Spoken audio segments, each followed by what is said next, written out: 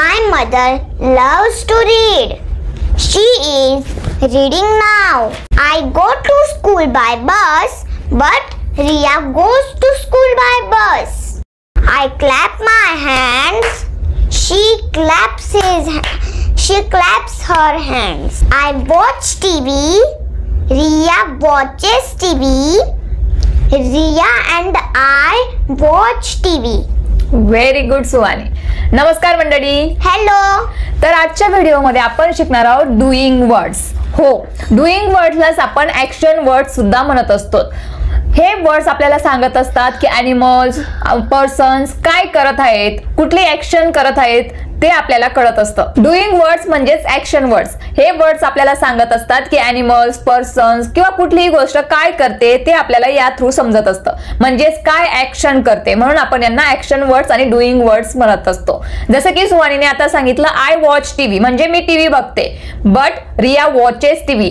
इथं तुम्हाला समजलं असेल की जेव्हा आपण थर्ड पर्सन सिंग्युलर बद्दल बोलत असतो तेव्हा आपण त्या डुईंग वर्ड्सला किंवा ऍक्शन वर्ड्सला एस किंवा ईएस प्रत्यय लावत असतो. तर आपण मुलांना आज हे क्लास 1चं ग्रामर आहे आणि जर तुम्ही इंग्लिशमध्ये बिगिनर असाल, आता इंग्रजीमध्ये तुम्ही इंग्रजी शिकायचं स्टार्ट करत असेल तर हा व्हिडिओ तुमच्यासाठीच आहे. आणि हो, क्लास 1च्या मुलांना सुद्धा हा व्हिडिओ नक्की दाखवा, कारण हे ग्रामर त्यांच्या सिलेबस मध्ये आहे. आपण मुलांना डुईंग वर्ड्स सांगत असतो, पण डुईंग वर्ड्सलाच ऍक्शन वर्ड्स सुद्धा म्हटलं जातं, कारण ते आपल्याला सांगत असतात की आता कुठली ऍक्शन चालू आहे. जसं की तिने सांगितलं मम्मा आता रीड करते, म्हणजे मी आता वाचत आहे, म्हणजे मी वाचण्याची ऍक्शन करत आहे.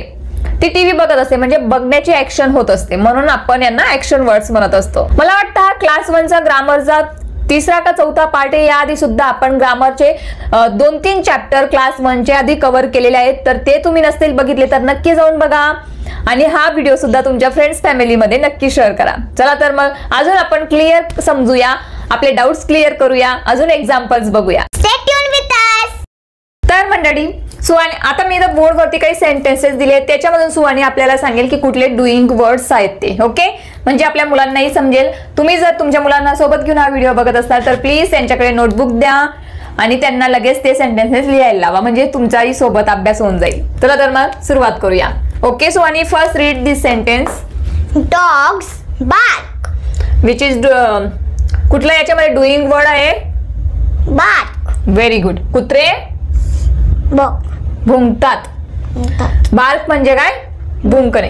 त्याच्यानंतर Birds fly. पक्षी उडते. Stars Twinkle. ट्विंकल म्हणजे चमकता. स्टार्स चमकतात. Children Play. खेळणं. Frogs Croak. क्रोक म्हणजे काय? बेडकांचा जो आवाज असतो त्याला म्हणत असतात croak. Fish Swim. Lions Roar. Teacher Teach. तर हे जे सगळे आपण वर्ड्स बघितले हे काय आहेत? डुईंग वर्ड्स म्हणजेच ऍक्शन वर्ड्स. इथे सगळे हे जे सब्जेक्ट्स आहेत ते काय करतायत? कुठली ना कुठली ऍक्शन करतायत. ते आपल्याला या वर्ड्स थ्रू समजत आहे. टीच म्हणजे शिकवते, जसं की टीचर्स शिकवतात. इथे तुमच्या लक्षात आलं असेल की हे सगळे जे वर्ड्स आहेत ते प्लुरल आहेत, सिंग्युलर नाही आहेत, म्हणून जे क्रियापदाला आपण एस किंवा ईएस प्रत्यय लावलं नाहीये. पण जेव्हा आपण थर्ड पर्सन सिंग्युलर बद्दल बोलत असतो, म्हणजे दुसऱ्या व्यक्तीविषयी आपण बोलतोय, जसं की सुहानी पुस्तक वाचते, तर तुम्ही बोला सुहानी रीड्स बुक. रिया शाळेत बसने जाते. Riya goes to school by bus. पण मी बसने जाते असं म्हणायचं असेल I go to school by bus. तर आपण जेव्हा आपल्या फ्रेंड विषयी बोलत असतो तर त्याला आपण ईएस प्रत्यय लावलं, म्हणजे काय? आपण दुसऱ्या व्यक्तीची माहिती सांगत असतो. दुसरा व्यक्ती काय करतोय ते आपण जर दुसऱ्यांना सांगत असणार तर तेव्हा आपण जे ऍक्शन वर्ड्स आहेत, जे डुईंग वर्ड्स आहेत, त्यांना ईएस किंवा एस प्रत्यय आपण लावत असतो. ईएस प्रत्यय कधी लावायचं, ईएस प्रत्यय कधी लावायचं ते आपण नेक्स्ट व्हिडिओमध्ये बघणार आहोत. पण इथं फक्त तुम्हाला समजून घ्यायचंय की आपण थर्ड व्यक्तीविषयी जेव्हा बोलत असतो, दुसऱ्या विषयी जेव्हा बोलत असतो, तर तेव्हा आपण क्रियापदाला हे प्रत्यय यूज करत असतो, एस किंवा ईएस लावून बोलत असतो. तर मुलांनो, हा एक क्लास 1चा ग्रामर आहे आणि ऍज अ बिगिनर तुम्ही इंग्रजी शिकत असणार तर तुमच्यासाठी हा खूपच युजफुल व्हिडिओ आहे. म्हणून मी खूप तुम्हाला बेसिक याच्यामध्ये खूपच सोप्या पद्धतीने शिकवते. आता ही जी सेंटेन्सेस आहेत हे आपण रीड करणार आहोत, याचा अर्थ समजून घेणार आहोत आणि त्याचप्रमाणे या सेंटेन्सेस मध्ये कुठले ऍक्शन वर्ड्स आहेत, कुठले डुईंग वर्ड्स आहेत ते आपल्याला सुहानी सांगणार आहे. चला तर मग बघूया. Riya goes to school by bus. तर कुठली ऍक्शन झाली इथं? goes. म्हणजे काय? जाणे. ती स्कूल मध्ये बसने जाते. Okay. Next.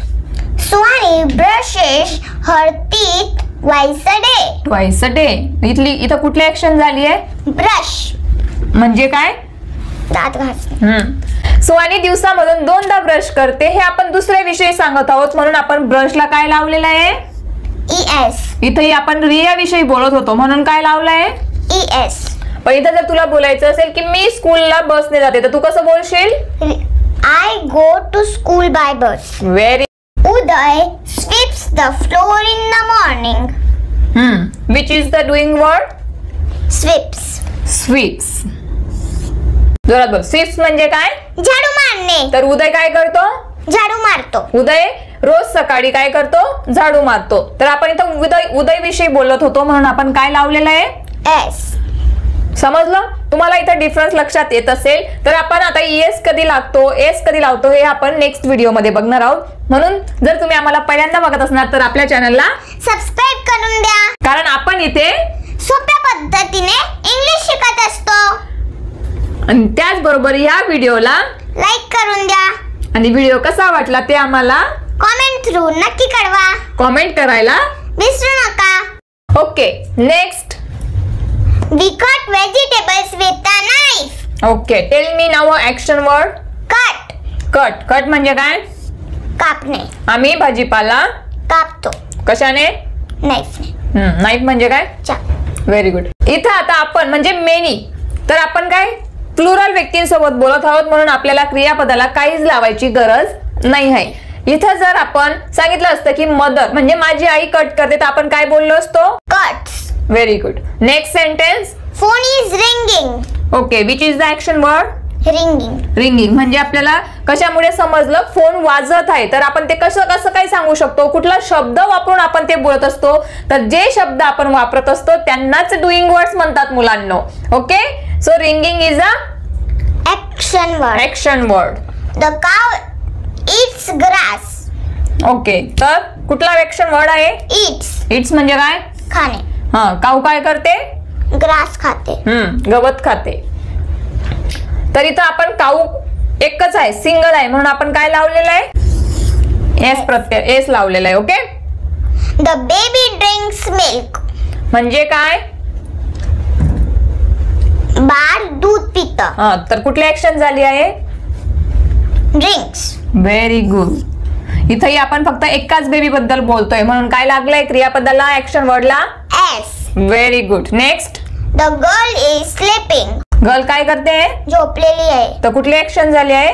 Sleeping. Very good. Riya and Swani make beautiful paintings. कुठली ऍक्शन झाली आहे? Make. मेक म्हणजे काय? बनवणे. रिया आणि सुहानी काय करतात? ब्युटिफुल पेंटिंग्स बनवतात. तर इथं रिया आणि सुहानी दोन व्यक्तींबद्दल, दोन मुलींबद्दल बोलतोय म्हणून आपण फक्त काहीच लावलेलं नाही, फक्त क्रियापद यूज केलेलं आहे. He works in a school. कुठली ऍक्शन झाली आहे? Works. म्हणजे काय? काम करणे. कुठे काम करतो? स्कूल मध्ये. तर आपण अशा पद्धतीने खूप सारी एक्झाम्पल्स बघितली आणि हे एक्झाम्पल्स मध्ये आपल्याला समजलं की कुठले ऍक्शन वर्ड्स असतात ते. तर याच्यामध्ये तुम्हाला लक्षात आलं असेल जेव्हा आपण एखादं काम आपण नेहमी करत असतो, रोज करत असतो, जसे की मी रोज शाळेत जाते, रिया रोज शाळेत जाते, तर आपण काय बोलतो? Riya goes to school by bus. पण एखादी व्यक्ती जर आता आपण बघत आहोत की ती काहीतरी काम करते तर तेव्हा आपण जे ऍक्शन वर्ड असतं, जे डुईंग वर्ड असतं त्याला काय लावत असतो मुलांना? ING लावत असतो. जसे की फोन इज रिंगिंग म्हणजे आपण बघत आहोत की फोन वाजत आहे तर काय बोलणार आपण? The phone is ringing. पण फोन वाजतो असं बोलायचं असेल तर आपण बोलणार फोन रिंग्स. ओके.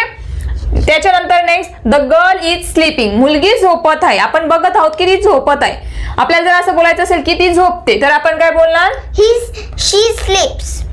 शी स्लीप्स किंवा द गर्ल स्लीप्स म्हणजे ती झोपते. ही काय झाली? तिची झोपण्याची नेहमीचं काम आहे. पण ती आपण बघत आहोत की ती झोपत आहे तर आपण क्रियापदाला लावणार ING. तर अशा पद्धतीने आजच्या व्हिडिओमध्ये आपण ऍक्शन वर्ड्स म्हणजेच डुईंग वर्ड्स शिकलो.